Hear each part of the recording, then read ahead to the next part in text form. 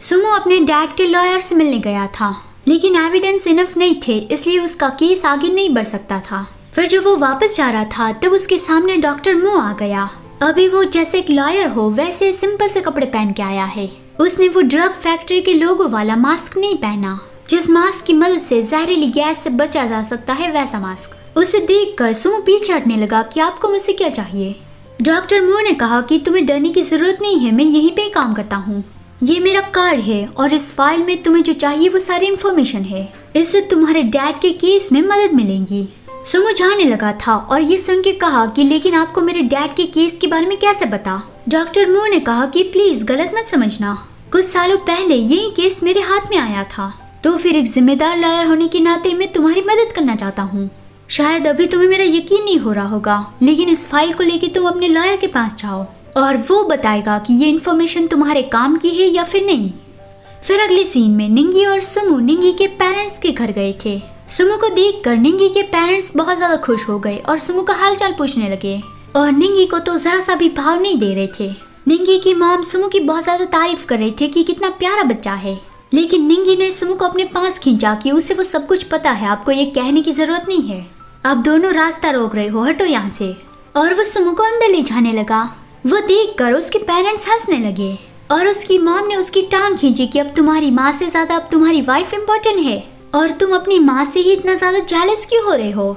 Sumo तो तुम्हारा ही है, मैं उसे थोड़ी ले जाऊंगी। फिर डिनर के वक्त निंगी के मम्मी पापा सिर्फ सुमो को ही सारा खाना दे रहे थे कि इसे खाओ, ये ट्राई करो, और निंगी का कटोरा एकदम खाली था। उसके मम्मी पापा ने उसे पूरी तरह से इग्नोर कर दिया।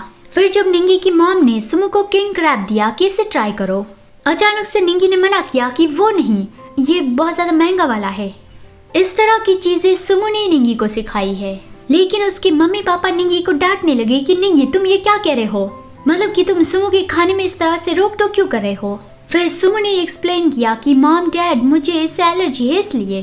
तो फिर निंगी के मम्मी पापा खुश हो गए कि निंगी सुमो की देखभाल कर रहा है, उसे खाने में रोक टोक नहीं कर रहा है।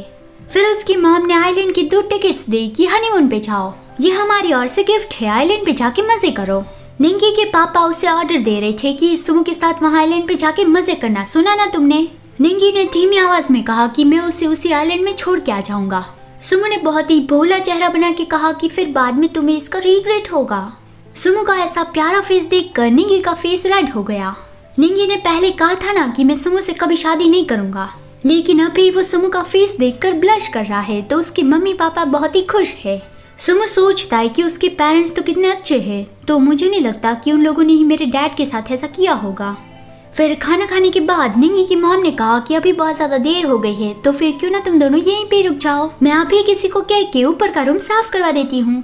सुमो सोचने लगा कि शायद निंगी की मॉम ये चाहती है कि हम दोनों साथ में सोए, लेकिन लगता है कि निंगी ने ये नोटिस नहीं किया। उसने देखा तो निंगी कोई रिएक्शन ही नहीं दे रहा था, एकदम चुपचाप बैठा था।